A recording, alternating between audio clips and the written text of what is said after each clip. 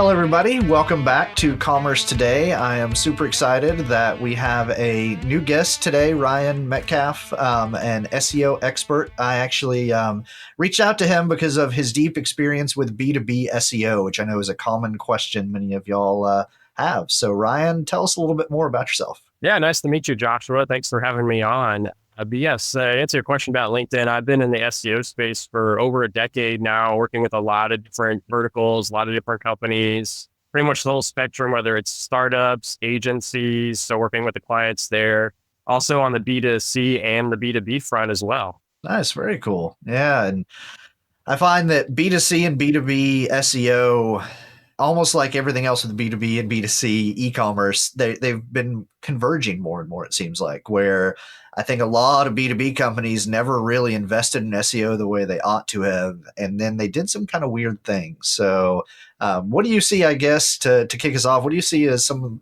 B2B SEO best practices? Yeah, so kind of before I get into that specific question, but to allude to it, yes, it's absolutely true. Or B2B SEO has kind of been an afterthought, I'd say, maybe until recently. People are just now starting to pay attention to it because that they're looking for new ways to get new customers. The B2B side has been more on kind of the traditional marketing, so trade shows, relationship based, maybe some email marketing or social media here and there.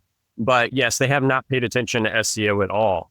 But yeah, to answer your question for the B2B SEO kind of best practices, it actually is very similar to B2C. But the caveat there is a lot of the kind of the terms that you would go after blend into those B2C terms. So like with its keyword research, like one of the best examples I can do is working for a company called SRS, where like there's a home builder, landscaping and pool supplies. But a lot of the contractors and professionals, they just search for pool supplies. They don't like specifically search for like pool supply distributor or like wholesale as much. So those terms actually run together. So it gets a little, the waters get a little bit muddy, but you have to go through and then your research and actually figure out, hey, these are actually similar keywords. We still have to go after it. But then the tricky part there is Google actually doesn't know the difference at times either, because Google doesn't have enough data to actually be able to differentiate those. Yeah, that's interesting. And yeah, I see on the B2B side, I guess one area, especially speaking of like SRS, that differs from B2C is just the number of products. Like some of these, I've worked with some B2B clients where they have literally millions of SKUs, often with minor variations. So do you see like what sort of change in your approach to SEO do you need to have when you're working with that many products? Yeah, so a lot of people like to say that there's a change in our approach. That's like a common cliche question. I'm on more on the side that, hey, it's still the normal SEO. You still want to make sure that you follow SEO's best practices in general. There's like 1,000 different things. I think all your customers know that. And I say 1,000 things, only slightly exaggerating or being slightly sarcastic, but that is a way almost of getting to these days with what goes into the algorithms. But yeah, your website needs to be focused, have content on it, individualized content for those products. Sometimes with all the SKUs, they can actually end up running together and be duplicate or cannibalize each other. And what I mean by that is the content is not differentiated enough. Or you have the different SKUs that basically the only difference is like the size of it or the quantity that you can order if you're doing like a bulk thing. Well, that content on the page or the product or the root product is basically the same exact thing. And so in SEO, those efforts, so those website pages actually end up cannibalizing is the terminology.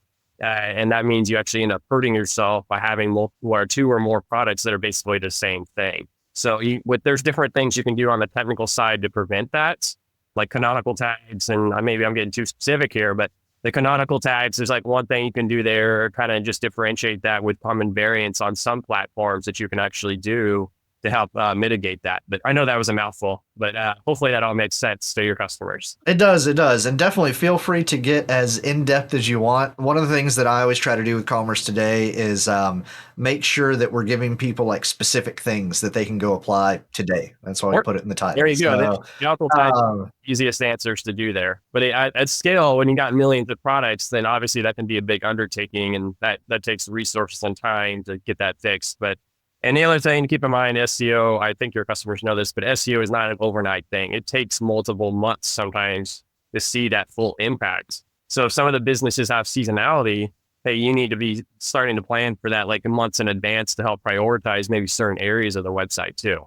Such a good point. Yeah, that's something I've seen people get wrong on both the B2B and B2C side, where they launch a brand new product, like they have a new spring line, they put it online in the spring and they start SEOing it in the spring. And it's like, well, that's a little too late. So, Yeah. So one of the common things I always tell people for like the holiday shopping push, like start getting that done in like maybe August or September at the latest.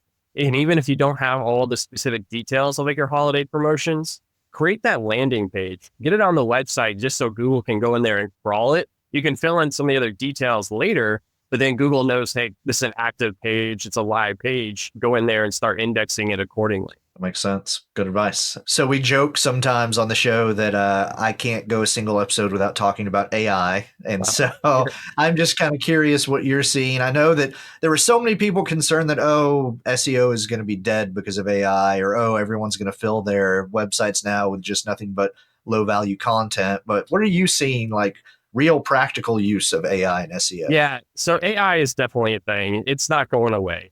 Like maybe 2 years ago now, I'd say that Google was coming out here and saying, we hate AI. Do not use AI content whatsoever.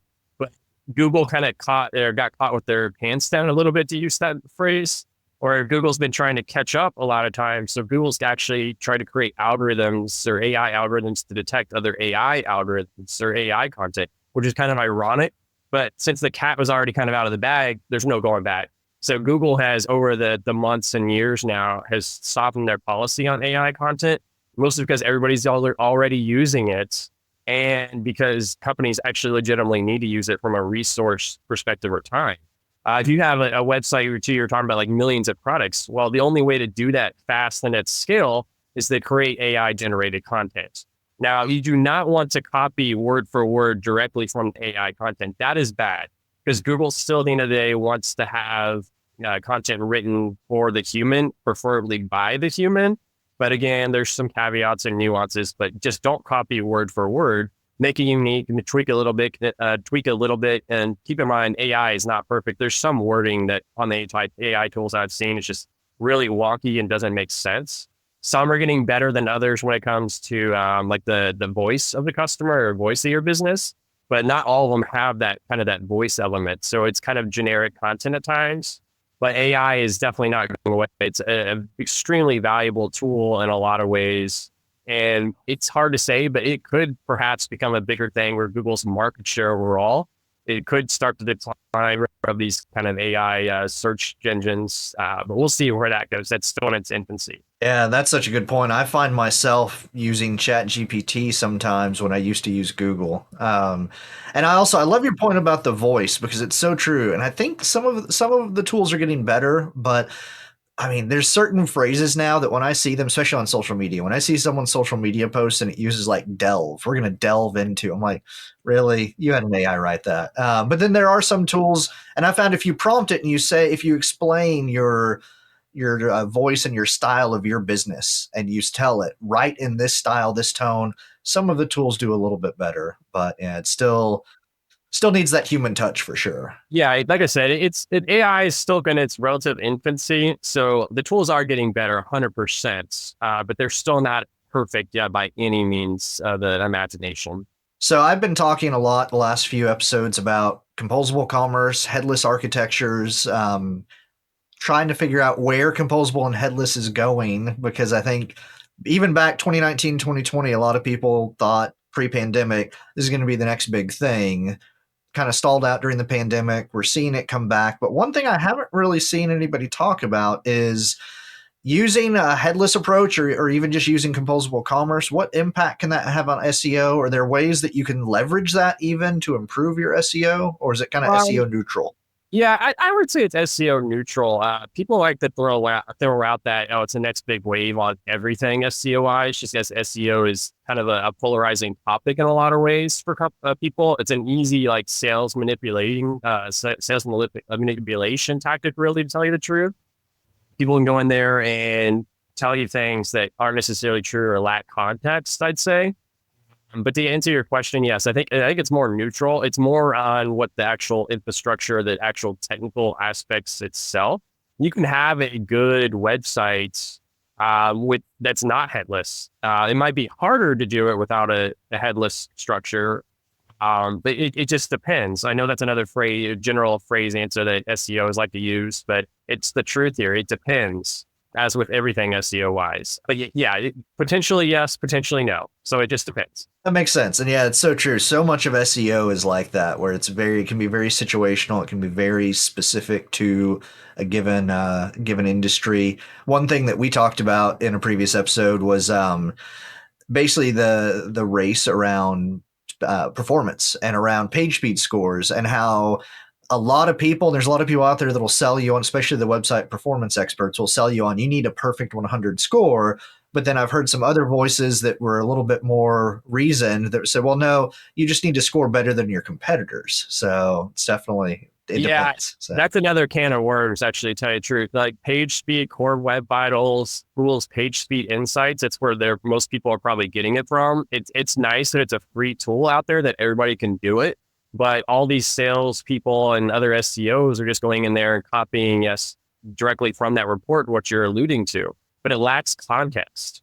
And that's what the other thing is, well, those just AI generated reports, period. Yes, you want to have a really good page speed, really score, really get it to the point where it passes core web vitals. But a lot of those things are really hard to fix on a website. Whenever you're dealing with code manipulation, that takes weeks and even months to fix. So if you're like instantly coming in there and trying to say, oh, we need to fix this now, well, that's probably not going to be realistic and easy fix. Sure, there's some things you can probably do quickly, like reduce the size of images, sure, or lazy load can be relatively easy in some places. But a lot of those things on rated the page speed are big projects. And that's not the area where you should spend most of your time in most cases. That I'm in the firm boat that content is going to be the most important, making sure that you have good, unique content on the websites, because that's what Google's primary purpose at the end of the day is, to return the best information to its customers or its searchers in the most efficient manner. Forget about the technical kind of page speed score. Yes, it can have an impact, but most of the time out there, the websites don't have good content, or they're not properly optimizing their content first. And then I think the crawlability technical stuff comes second. Makes sense. And that actually takes me to two other things I wanted to ask you. Well, And the first one is, when company comes to you and says, we need help with SEO, what do you look at first? Like, where do you go first? yeah, so I would say, hey, do you actually have analytics data, or what's your actual data capabilities? How do you prove that SEO is actually doing bad? Is it good or bad? It could go either way. But a lot of companies don't know what they don't know, too, where they just hear this phrase, oh, we need SEO, but they have no idea what that actually entails. So like day one or close to day one, you want to get all the benchmarking, you want to make sure all the analytics tools are set up there. Along with that, you start doing the keyword research, figuring out where you actually should be ranking your industry. What do you actually have the right to rank for? Sometimes companies want to go after all these keywords, but they have no business ranking for it, just because it's not in their kind of wheelhouse. It's not what the website's about. Google's smart enough to kind of know roughly what you should rank for, whether you're targeting that specifically or not, but they kind of know loosely, because all the information that's out there, what your company is loosely about. That can be the difference, though, between ranking in the top 5, top 10 versus not ranking at all, is because you're not targeting that keyword properly in the various SEO elements.